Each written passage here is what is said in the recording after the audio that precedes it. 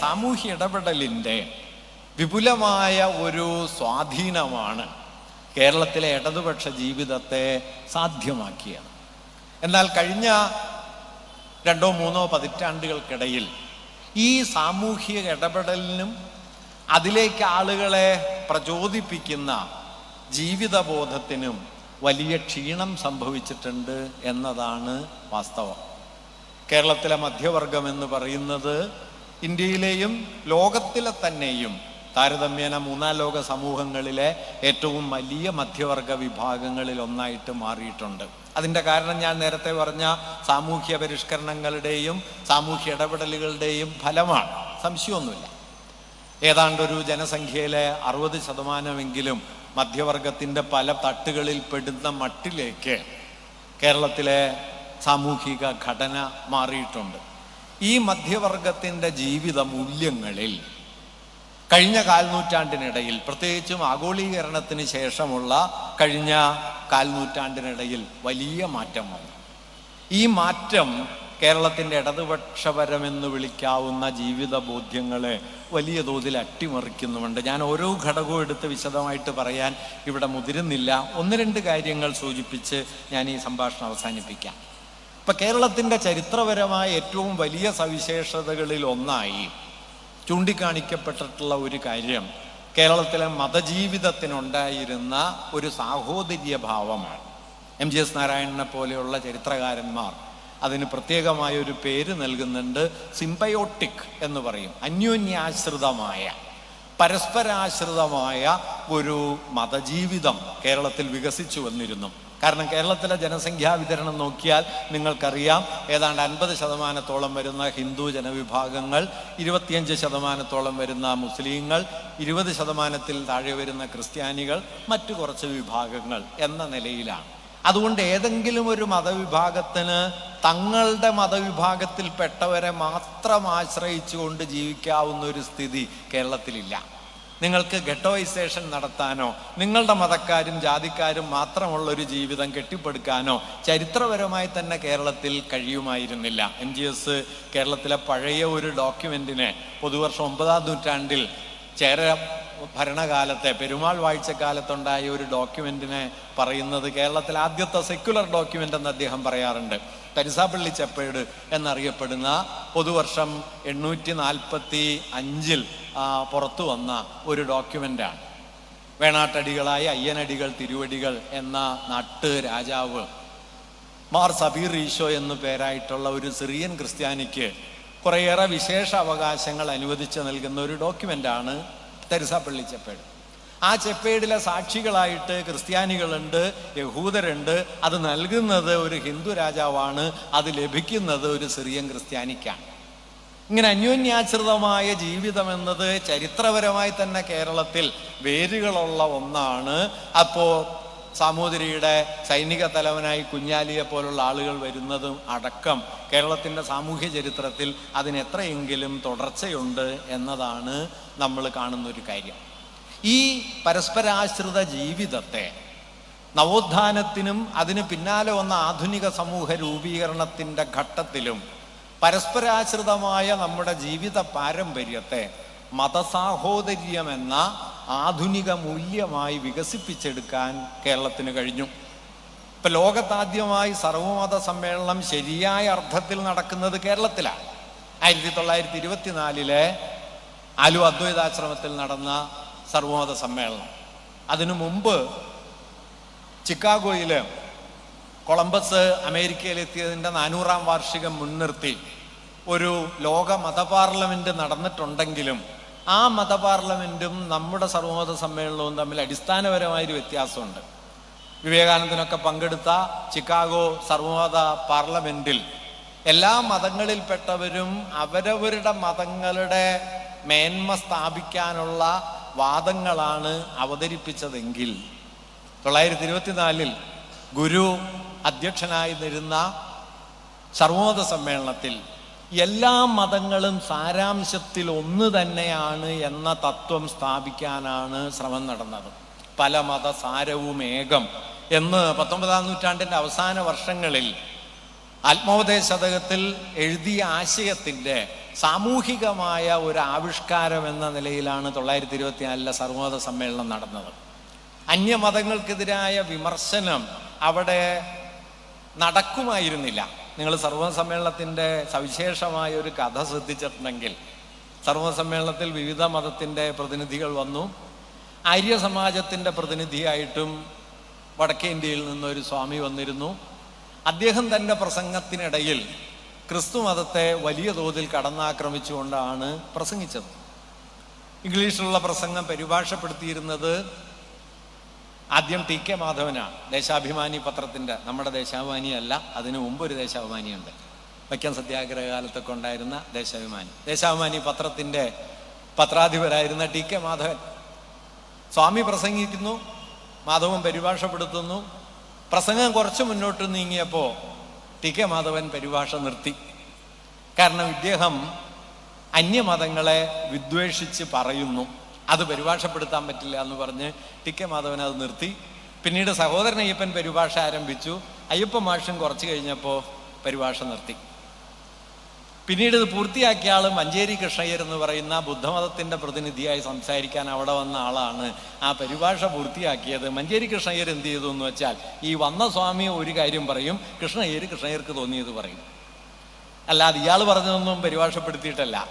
അതിനവസാനം പറഞ്ഞ ഒരു വിശദീകരണം എന്താണെന്ന് വെച്ചാൽ, ഗുരു ഇരിക്കുന്ന വേദിയിൽ മറ്റൊരു മതത്തെ നിന്ദിച്ച് പറയാൻ കഴിയില്ല. ഞാൻ പറയുന്നത് കേരളം രൂപപ്പെടുത്തിയ വലിയൊരു മൂല്യമായിരുന്നു. അന്യമത വിദ്വേഷം എന്നത് കേരളത്തിൽ സാധ്യമല്ലാത്ത മട്ടിൽ നമ്മുടെ പരസ്പരാശ്രിതമായ ജീവിതത്തെ ഒരു മൂല്യബോധമാക്കി മാറ്റാൻ നവോത്ഥാന കാലത്ത്, പിന്നീട് ദേശീയ സ്വാതന്ത്ര്യ പ്രസ്ഥാനത്തിന്, കമ്മ്യൂണിസ്റ്റ് പാർട്ടിക്ക്, ഇടതുപക്ഷത്തിന് ഒക്കെ കഴിഞ്ഞു.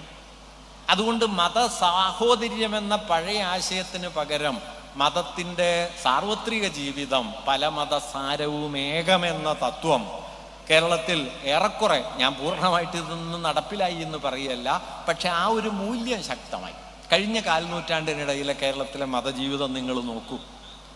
സിംബയോട്ടിക്, പരസ്പരാശ്രിതം എന്നതിന് പകരം അന്യോന്യ വിരുദ്ധമായ, പരസ്പര വിരുദ്ധമായ, വിദ്വേഷപൂർണമായ മതബോധം ശക്തിപ്പെട്ട് വന്നിരിക്കുന്നു.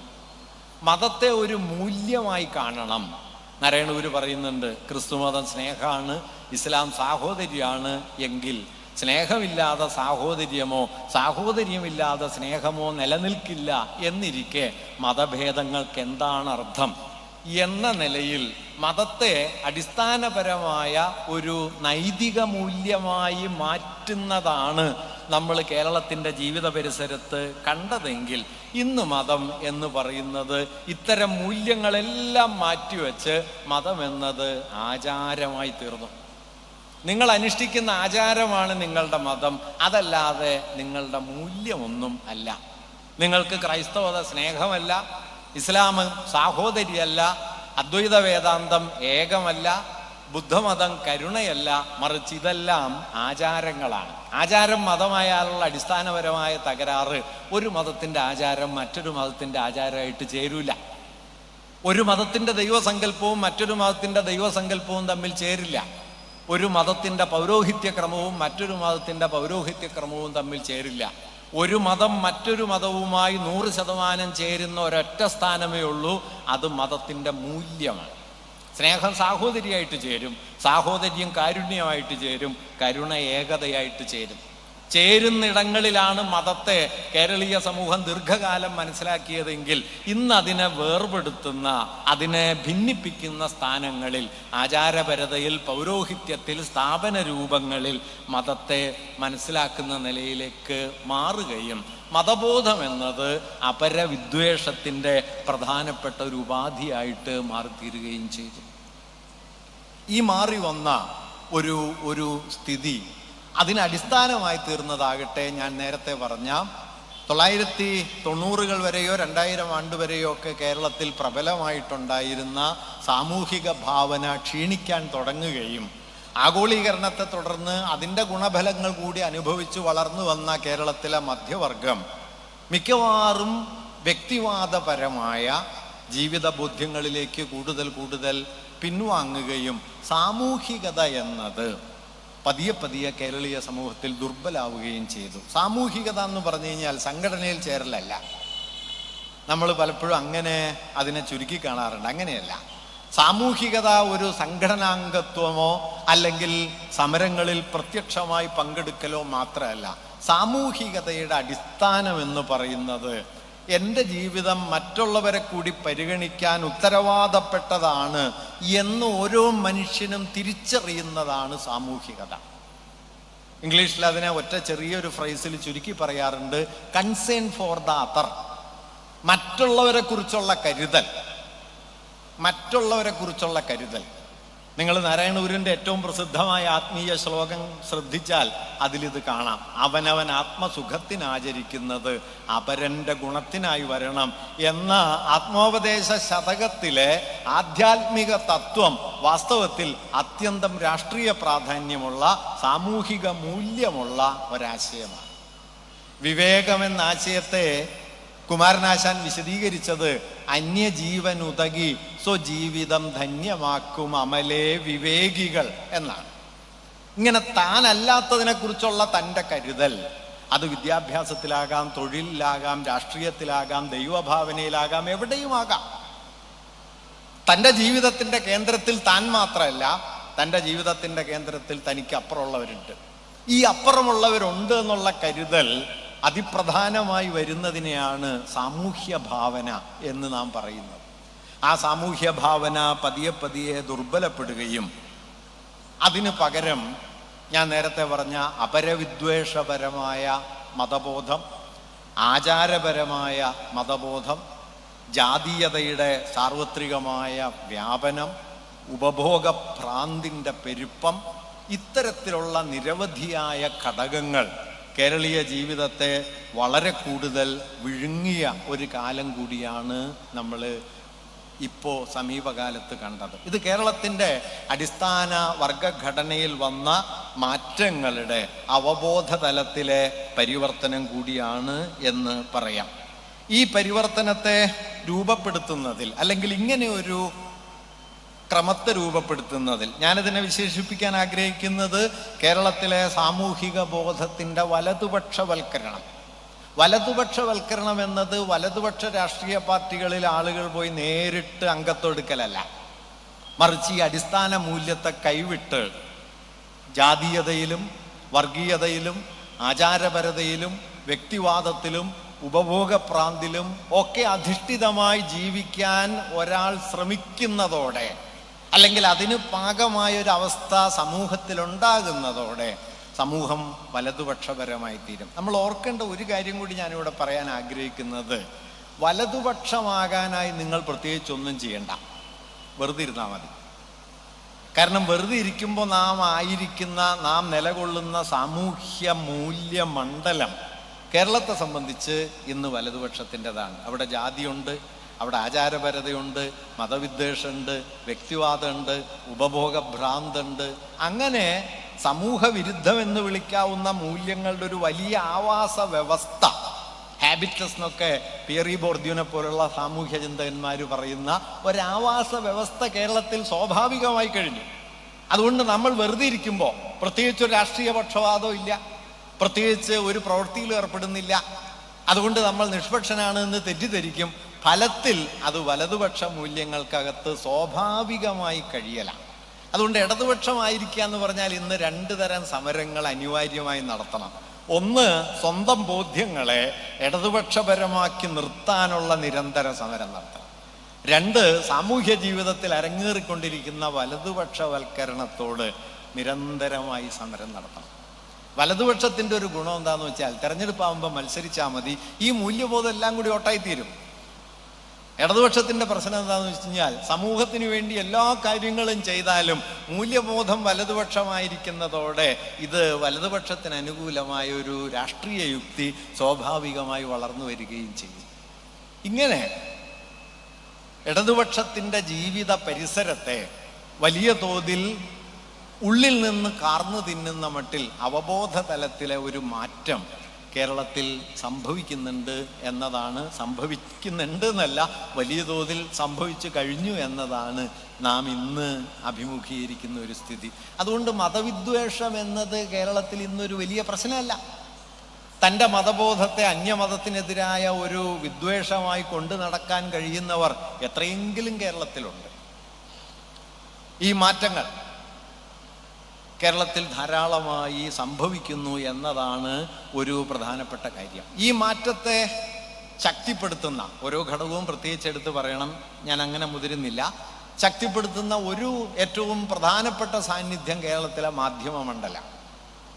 കേരളത്തിലെ മാധ്യമ മേഖല വലതുപക്ഷപരമാണ് എന്ന് പറയുന്നത് അതിൻ്റെ പ്രത്യക്ഷമായ പ്രമേയങ്ങളോടോ പ്രചരണ രീതികളോടോ മൂലധന ബന്ധങ്ങളോടോ വർഗീയമായ താല്പര്യങ്ങളോടോ ബന്ധപ്പെടുത്തിക്കൊണ്ട് മാത്രമല്ല.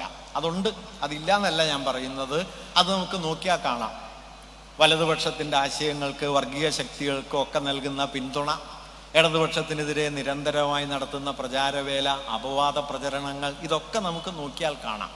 അതവർ കാലങ്ങളായി ചെയ്തുകൊണ്ടിരിക്കുന്നുണ്ട്.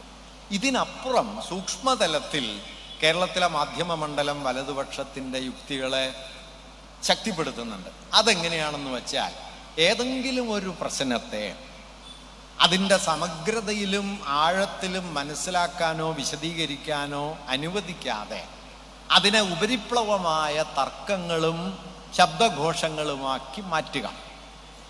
ഒരാഴ്ചക്കാലം ഒരു പ്രശ്നത്തിൻ്റെ കോലാഹലം ഉണ്ടാക്കുക, അതിൻ്റെ സത്യാവസ്ഥ ആളുകൾ പതിയെ പതിയെ മനസ്സിലാക്കി വരുമ്പോഴേക്കും മറ്റൊന്നിലേക്ക് അതിനെ തിരിച്ചു വിടുക. ലളിതമായി പറഞ്ഞാൽ, ഇപ്പം മാർക്സിസത്തെക്കുറിച്ച് ലെനിൻ നൽകുന്ന മനോഹരമായൊരു വിശദീകരണമുണ്ട്. ഒരുപക്ഷെ ഏറ്റവും സമഗ്രമായ വിശദീകരണം സമൂർത്ത സാഹചര്യങ്ങളുടെ സമൂർത്ത വിശകലനമാണ്. രണ്ട് കാര്യങ്ങളാണ്. ഒന്ന്, സാഹചര്യങ്ങളുടെ സമൂർത്തതയെ മനസ്സിലാക്കണം. രണ്ട്, അതിനെ സമൂർത്തമായി വിശദീകരിക്കണം. ഇത് രണ്ടും സാധ്യമല്ലാത്ത മട്ടിൽ, സാഹചര്യങ്ങളുടെ ആകത്തുകയെ സമഗ്രമായി മനസ്സിലാക്കാൻ നമ്മെ അനുവദിക്കാത്ത മട്ടിൽ, അത് മനസ്സിലാക്കിയാൽ അതിനെ സൂക്ഷ്മാംശത്തിൽ വിശകലനം ചെയ്യാൻ നമ്മെ സമ്മതിക്കാത്ത മട്ടിൽ ഉപരിപ്ലവതയുടെ, ശബ്ദഘോഷത്തിൻ്റെ, വിദ്വേഷത്തിൻ്റെ ഒരു വലിയ ആഘോഷത്തിമിർപ്പായി നമ്മുടെ മാധ്യമ മണ്ഡലം മാറിയിട്ടുണ്ട്. പണ്ട് ഗുണ്ടർഗ്രാസ് ഒരു നോവലിന് പേരിടുന്നുണ്ട്, ടിൻഡ്രം എന്നത്, തകരച്ചെണ്ട എന്നാണ്. ഈ തകരച്ചെണ്ട പോലെ അർത്ഥശൂന്യമായി മുഴങ്ങിക്കൊണ്ടേയിരിക്കുന്ന ഒരു ശബ്ദ കോലാഹലത്തിൻ്റെ പരിസരം സൃഷ്ടിക്കുകയും ആ പരിസരത്ത് നമ്മെ തന്നെ തളച്ചിടാനായിട്ട് പ്രേരിപ്പിക്കുകയും ചെയ്യുന്ന ഒരു മാധ്യമാന്തരീക്ഷം. ഞാൻ പറയുന്നത്, ഇത് വലതുപക്ഷത്തിൻ്റെ വളരെ പ്രധാനപ്പെട്ട ഒരു ആയുധമാണ്. കാരണം അവബോധപരമായ ജാഗ്രതയില്ലാത്ത, തിരിച്ചറിവില്ലാത്ത, ചരിത്രബോധമില്ലാത്ത ഒരാൾക്കൂട്ടമായി സമൂഹത്തെ മാറ്റുക എന്നതാണ് വലതുപക്ഷത്തിൻ്റെ ഏറ്റവും പ്രധാനപ്പെട്ട ഒരു സൈദ്ധാന്തിക ശ്രമം. ഇത് പക്ഷേ നമ്മൾ പലപ്പോഴും തിരിച്ചറിയില്ല. ഇതിൻ്റെ ഫലമായിട്ട് കേരളത്തിൽ സംഭവിച്ച മറ്റൊരു കാര്യം കൂടി ഇതിൻ്റെ തുടർച്ചയിൽ പറയാം. അത് അതികഠിനമായ ബൗദ്ധിക വിരുദ്ധത കേരളത്തിൽ ഇപ്പോൾ ഉണ്ട്. ഒരു പ്രശ്നത്തെ ആഴത്തിൽ സൂക്ഷ്മമായി പരിശോധിക്കാൻ നിങ്ങൾ മുതിർന്നാൽ ഏതാണ്ട് നിങ്ങൾ കോമാളിയായി തീരും എന്നതാണ് ഇപ്പോഴത്തെ സ്ഥിതി. നോക്കൂ, ഐക്യ കേരള പ്രസ്ഥാനവും ഭാഷാ സംസ്ഥാനങ്ങളെ മുൻനിർത്തുന്ന ഭാഷാ ദേശീയതകൾക്ക് വേണ്ടിയുള്ള സമരവും ഏറ്റെടുക്കാൻ കമ്മ്യൂണിസ്റ്റ് പാർട്ടി അഖിലേന്ത്യാ തലത്തിൽ തീരുമാനിച്ച സമയത്താണ്, അതിൻ്റെ ഭാഗമായിട്ടാണ് EMS 1946 1.25 കോടി മലയാളികൾ എഴുതുന്നത്. അതിവിടെ ഒറ്റയ്ക്കല്ല. വിശാലാന്ധ്ര എന്ന പേരിൽ സുന്ദരയ്യ തെലുങ്കിൽ എഴുതുന്നുണ്ട്. ഭവാനി സെൻ നൂതൻ ബംഗാൾ എന്ന പേരിൽ ബംഗാളിലൊരു ഡോക്യുമെൻ്റ് എഴുതുന്നുണ്ട്. അവർ രണ്ടുപേരും താരതമ്യേന പ്രചരണപരമായ സ്വഭാവമുള്ള ഒരു ലഘുലേഖ രൂപത്തിൽ എഴുതിയപ്പോൾ EMS 200-250 പേജിൽ കേരള ചരിത്രത്തെ ആകമാനം അഴിച്ചു പണിതിട്ടാണ് കേരളം മലയാളികളുടെ മാതൃഭൂമി എഴുതിയത്. അതിൻ്റെ കാരണം എന്താണെന്ന് വെച്ച് കഴിഞ്ഞാൽ, ഒരു രാഷ്ട്രീയ സമരത്തിൻ്റെ സന്ദർഭത്തെ ആ സന്ദർഭത്തിൻ്റെ താൽക്കാലികതയിൽ, അപ്പോഴത്തെ ഒരു സ്ഥിതിയിൽ മനസ്സിലാക്കുന്നതിന് പകരം അത് സാമൂഹ്യ വികാസത്തിൻ്റെ അടിസ്ഥാന ആശയ രൂപീകരണമാക്കി മാറ്റുന്ന പണിയാണ് EMSൻ്റെ ആ പുസ്തകത്തിലുള്ളത്. ഇന്നാണെങ്കിൽ നമ്മളിൽ തന്നെ ഒരു വിഭാഗം ആളുകൾ പറയുള്ള കാര്യം പറഞ്ഞാൽ പോരെ, നാടുവാഴി, ജന്മി, ജാതി മേധാവിത്വം എന്നൊക്കെ പറഞ്ഞ് ആളെ ചുറ്റിക്കണം. എന്താണെന്നറിയോ, ഒരു വിഷയത്തെ ചരിത്രത്തിലും ആഴത്തിലും മനസ്സിലാക്കാൻ കഴിയാത്ത ഒരു ജനതയ്ക്ക് അതിനെ കാര്യമായിട്ടൊന്നും പ്രതിരോധിക്കാനും പറ്റില്ല.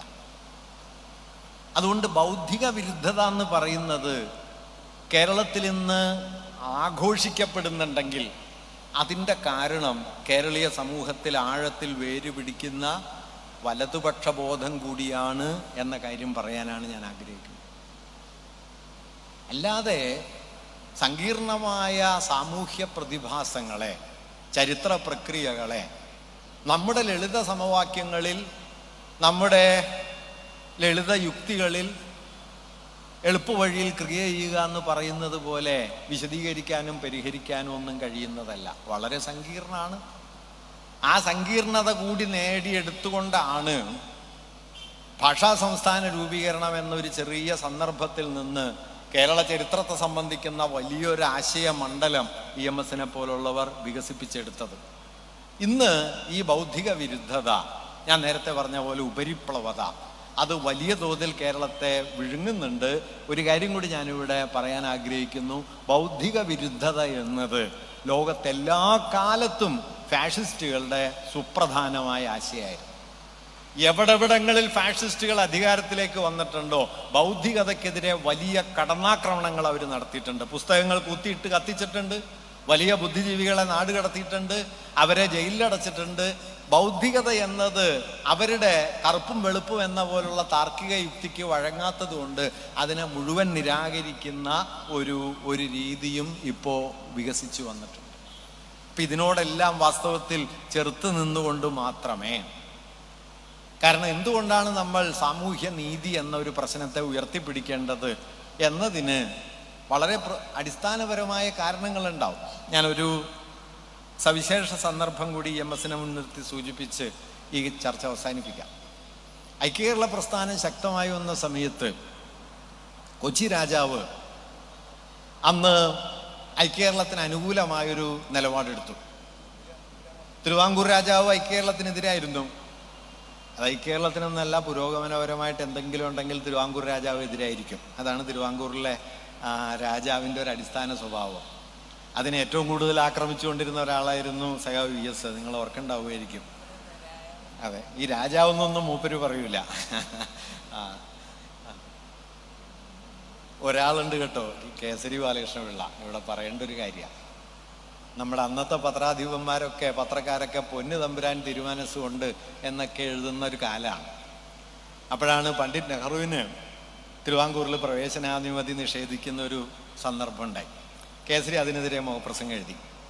ആ മുഖപ്രസംഗത്തിൽ കേസരി എഴുതിയത്, മിസ്റ്റർ ചിത്ര തിരുനാൾ, പഴയ കാലമൊക്കെ കഴിഞ്ഞു എന്ന് അങ്ങ് മനസ്സിലാക്കണം.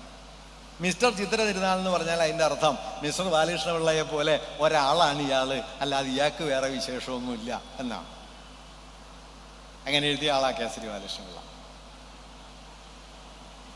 ഒരു കൗതുകം കൂടിയുണ്ട്. കേസരി ശ്രീമൂലം തിരുനാളോ മറ്റോ മരിച്ചു കഴിഞ്ഞപ്പോൾ ശവസംസ്കാരം കാണാനായിട്ട് കേസരി പോയി.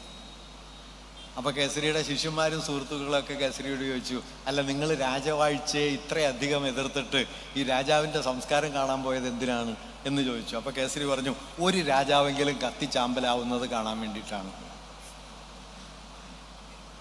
കേസരിക്കൊരു പൊസിഷനാണ്, ദിവാനല്ല പ്രശ്നം, ദിവാനല്ല രാജാവാണ് പ്രശ്നം. രാജവാഴ്ചയാണ് പോകേണ്ടത്, ദിവാൻ ഭരണത്തെക്കാളൊക്കെ അപകടം രാജവാഴ്ചയാണ് എന്ന് ഉറപ്പിച്ചു പറയുന്ന കേരളത്തിലെ ആദ്യത്തെ വലിയ ചിന്തകന്മാരിൽ ഒരാൾ കേസരി ബാലകൃഷ്ണപിള്ളയാണ്. സ്വദേശാഭിമാനി അടക്കം രാജഗോപാലാചാരി എന്ന് പറയുന്ന ദിവാനെ കഠിനമായി വിമർശിക്കുകയും രാജാവിനോട് സൗമ്യമായി പെരുമാറുകയും ചെയ്യുക. ദേശീയ പ്രസ്ഥാനം അങ്ങനെയായിരുന്നു. നിങ്ങൾക്കറിയാമല്ലോ, നാട്ടുരാജ്യങ്ങളിൽ കോൺഗ്രസ് ഇല്ല. നാട്ടുരാജ്യം നമ്മുടെ ആളുകളാണല്ലോ ഭരിക്കുന്നത്. മറിച്ച് ബ്രിട്ടീഷ് ഭരണം ഗവൺമെൻറ്റിൻ്റെതാണ്, അത് കോളനി അധികാരികളുടേതാണ്. അതുകൊണ്ട് ബ്രിട്ടീഷ് ഭരണ പ്രവിശ്യകളിൽ ദേശീയ പ്രസ്ഥാനമുണ്ട്, നാട്ടുരാജ്യങ്ങളിൽ ദേശീയ പ്രസ്ഥാനം വേണ്ട എന്നതായിരുന്നു. കേസരി എടുത്ത നിലപാട് നാട്ടുരാജ്യമാണ് പ്രശ്നം, ഈ രാജാവാണ് പ്രശ്നം. ഞാൻ പറയാൻ വന്ന കാര്യം, അതുകൊണ്ട് ഈ ഐക്യകേരളം എന്ന ആശയം വന്നപ്പോൾ തിരുവിതാംകൂറിൽ രാജാവ് എതിരായിരുന്നു, ദിവാനെതിരായിരുന്നു, സ്വതന്ത്ര തിരുവിതാംകൂറൊക്കെയാണല്ലോ. മലബാറിലും തിരുവിതാംകൂറിലും ആളുകൾ എതിരായിരുന്നു, കുറേ പേര്. അതിന് കാരണം അന്ന് മലബാർ C ഗ്രേഡാണ് സാമ്പത്തിക വളർച്ചയിൽ, തിരുവിതാംകൂർ A ഗ്രേഡാണ്. അതുകൊണ്ട് മലബാറും തിരുവിതാംകൂറും തമ്മിൽ ലയിച്ചാൽ തിരുവിതാംകൂറിൻ്റെ സാമ്പത്തിക വിഭവങ്ങളൊക്കെ മലബാറിന് കൈമാറേണ്ടി വരും എന്നതുകൊണ്ട് ഇതിനെ എതിർത്ത കുറേ പേർ തിരുവിതാംകൂറിലുണ്ട്. മദ്രാസ് പ്രവിശ്യയുമായിട്ട്, മദ്രാസ് സംസ്ഥാനവുമായിട്ട് ദീർഘകാല ബന്ധമുള്ള മലബാർ അത് അടർത്തി മാറ്റി തിരുവിതാംകൂറുമായിട്ട് ലയിച്ചാൽ അത് മലബാറിന് ദോഷമായി തീരുമെന്ന് കരുതിയ കുറേ ആളുകൾ മലബാറിലുണ്ടായിരുന്നു. ഈ രണ്ടു കൂട്ടരും ഐക്യകേരളത്തിനെതിരായിരുന്നു. അങ്ങനെ ഇരിക്കെയാണ് കൊച്ചി രാജാവ്, അന്ന് ഐക്യകേരള പ്രസ്ഥാനം EMSൻ്റെയും അതുപോലെ തന്നെ കേളപ്പൻ്റെയും ഒക്കെ നേതൃത്വത്തിൽ നടക്കുന്ന കാലമാണ്. അപ്പോഴാണ് കൊച്ചി രാജാവ് ഐക്യകേരളത്തിന് വേണ്ടി താൻ തൻ്റെ രാജാധികാരം ഒഴിയാൻ തയ്യാറാണ് എന്ന് പ്രഖ്യാപിച്ചത്. അതെല്ലാവരും ഐക്യകേരളത്തിൻ്റെ അനുയായികളൊക്കെ വലിയ തോതിൽ ഏറ്റെടുത്തു.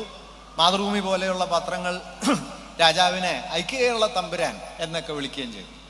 അങ്ങനെ വിളിച്ചുകൊണ്ടിരിക്കുന്ന സമയത്ത് EMS ഒരു ലേഖനം എഴുതി, ദീർഘമായ പ്രബന്ധമാണ്. ആ പ്രബന്ധത്തിൻ്റെ തലക്കെട്ട് കേട്ട ഇന്ന് പേടിയാവും. ആ തലക്കെട്ട് എന്താണെന്ന് വെച്ചാൽ കൊച്ചി രാജാവിൻ്റെ ഐക്യകേരള പ്രഖ്യാപനം ബ്രിട്ടീഷ് കമ്മട്ടത്തിലടിച്ച കള്ളനാണയം എന്നാണ്. നോക്കൂ, ഐക്യകേരളത്തിന് വേണ്ടി സമരം നടത്തുന്ന ഒരു പ്രസ്ഥാനത്തിൻ്റെ നേതാവ്, ഒരു രാജാവ് ഐക്യകേരളത്തിന് വേണ്ടി രാജ്യാധികാരം ഒഴിയാമെന്ന് പറയുമ്പോൾ അതിനെ പിന്തുണയ്ക്കുകയല്ല, ഇത് വെറും തട്ടിപ്പാണ് എന്ന് പറഞ്ഞ് കഠിനമായി ആക്രമിക്കുകയാണ്. എന്തുകൊണ്ടാണെന്ന് ചോദിക്കുമ്പോഴാണ് ഈ സൈദ്ധാന്തിക ധാരണ, ചരിത്രധാരണ എന്ന് പറയുന്നത് എത്ര പ്രധാനമാണ് എന്ന് വരിക. EMS ആ ലേഖനത്തിൽ പറഞ്ഞു, കൊച്ചി രാജാവിൻ്റെ ഐക്യകേരളം എന്താണ്? ഐക്യകേരള പ്രഖ്യാപനത്തിൽ കൊച്ചി രാജാവ് പറഞ്ഞത് പരമ്പരാഗതമായ കേരളീയ മൂല്യങ്ങളെ നിലനിർത്തുന്നതും സംരക്ഷിക്കുന്നതും ചിരപുരാതനമായ ചേര സാമ്രാജ്യ വാഴ്ചയുടെ തുടർച്ച ഉറപ്പാക്കുന്നതുമായ ഐക്യകേരളം. EMS ആ ലേഖനത്തിൽ പറഞ്ഞു, ഐക്യകേരളം എന്ന ആശയത്തിന് എന്തെങ്കിലും അർത്ഥമുണ്ടാകണമെങ്കിൽ ചിരപുരാതനമായ പരമ്പരാഗതമായ കേരളീയ മൂല്യങ്ങളെന്ന് അദ്ദേഹം പറയുന്ന ജാതിജന്മി നാടുവാഴി മേധാവിത്വത്തിൻ്റെ മൂല്യവ്യവസ്ഥയെ പാടേ നിരാകരിക്കുന്നതും പരമ്പരാഗതമായ ചേര സാമ്രാജ്യ വാഴ്ചയെ കടപുഴക്കി അതിൻ്റെ അവശിഷ്ട രൂപങ്ങളെ ഇല്ലാതാക്കി ആധുനിക ജനാധിപത്യം സ്ഥാപിക്കുന്നതുമായ ഒന്നായിരിക്കും ഐക്യകേരളം. അതുകൊണ്ട് കൊച്ചി തമ്പുരാൻ ഐക്യകേരളം എന്ന് പറഞ്ഞാൽ അത് നമ്മൾ പറയണ ഐക്യകേരളം അല്ല. ഇത് തിരിച്ചറിയുന്നതിൻ്റെ പേരാണ് ചരിത്രബോധം എന്ന് പറയുന്നത്. ഇത് തിരിച്ചറിയുന്നതിൻ്റെ പേരാണ് ബൗദ്ധിക ശേഷി എന്ന് പറയുന്നത്. അല്ലാതെ ഐക്യകേരളം എന്ന് മൂപ്പര് പറയുന്നു, ഐക്യകേരളം എന്ന് നമ്മൾ പറയുന്നു, എന്നാൽ പിന്നെ നമ്മൾ തമ്മിൽ ഐക്യമുന്നണി എന്ന് പറയല്ല. അങ്ങനെ ഒരു യുക്തി വാസ്തവത്തിൽ നമ്മുടെ സാമൂഹിക ബോധത്തെ ദുർബലപ്പെടുത്തുന്ന ഒന്നാണ്. ആ ദൗർബല്യം ഇന്നിപ്പോൾ നമുക്ക് നോക്കിയാൽ എത്രയെങ്കിലും കാണാം.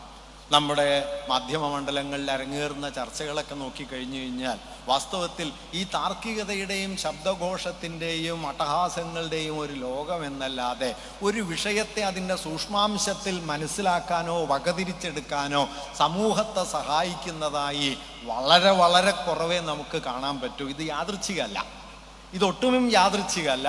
ഇത് മൂലധന താല്പര്യം സൃഷ്ടിച്ചെടുക്കുന്ന ഒരാൾക്കൂട്ടത്തിൻ്റെ നിർമ്മിതിക്ക് വേണ്ടിയുള്ള ഒരു വലിയ പരിശ്രമമാണ്. സമൂഹത്തെ സാമൂഹികമായ തിരിച്ചറിവിൽ നിന്ന്, ജാഗ്രതയിൽ നിന്ന് പുറത്തു കൊണ്ടുവന്ന് ആൾക്കൂട്ടമാക്കി മാറ്റുക എന്നതാണ് ഇതിൻ്റെ പിന്നിലെ താല്പര്യം.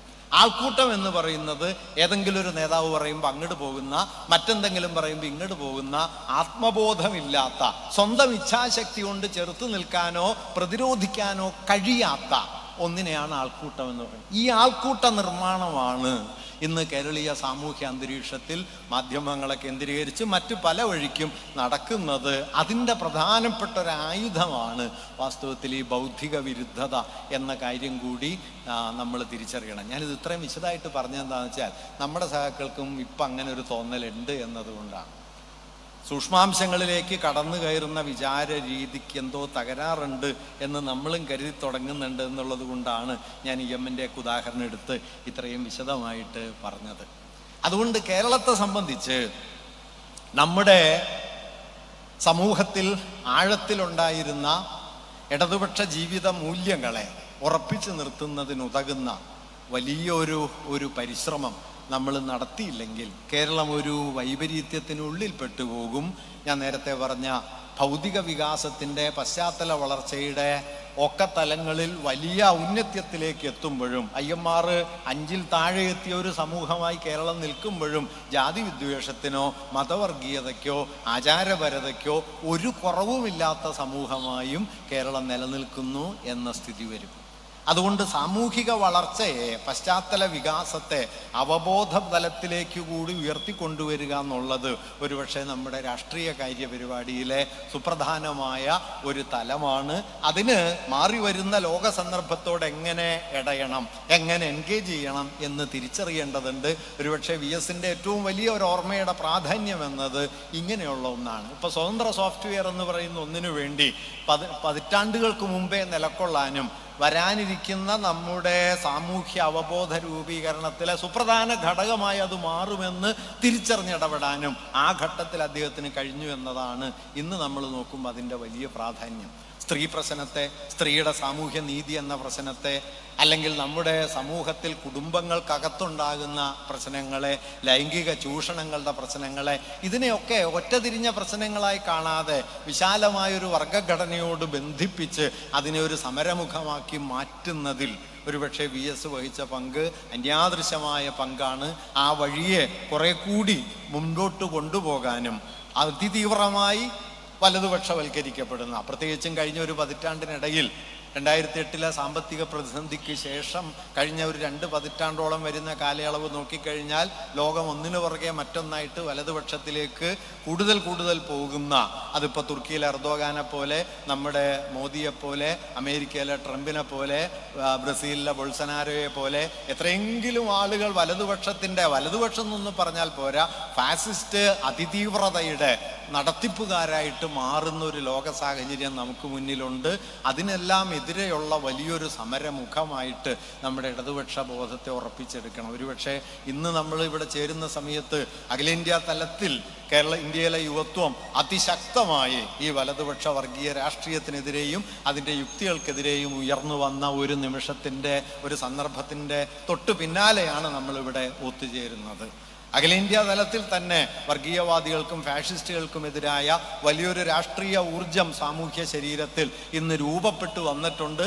ആ വിമർശന ബോധത്തെ, ആ എതിർപ്പിനെ, പ്രത്യേകിച്ചും അർബൻ നഗരകേന്ദ്രിത മധ്യവർഗത്തിൻ്റെയും യുവാക്കളുടെയും ഇടയിൽ രൂപപ്പെട്ടിട്ടുള്ള ആ എതിർപ്പിനെ രാഷ്ട്രീയമായി സംഘടിപ്പിക്കാനും അതിനെ ഫാസിസ്റ്റ് വർഗീയ ശക്തികൾക്കെതിരായ വലിയ സമരമുഖമായി വികസിപ്പിക്കാനും നമുക്ക് കഴിയേണ്ടതുണ്ട്. അത്തരം പരിശ്രമങ്ങളിൽ വളരെ അടിസ്ഥാനപരമായ ഒരു കാര്യമാണ് കേരളത്തെ ഒരു ലോകമാതൃകയാക്കി മാറ്റുന്ന മട്ടിൽ കേരളീയ സമൂഹത്തിൽ വേരുപിടിച്ച് നിന്നിരുന്ന ഇടതുപക്ഷപരമായ ജീവിതബോധത്തെ സംരക്ഷിക്കുക എന്നത്.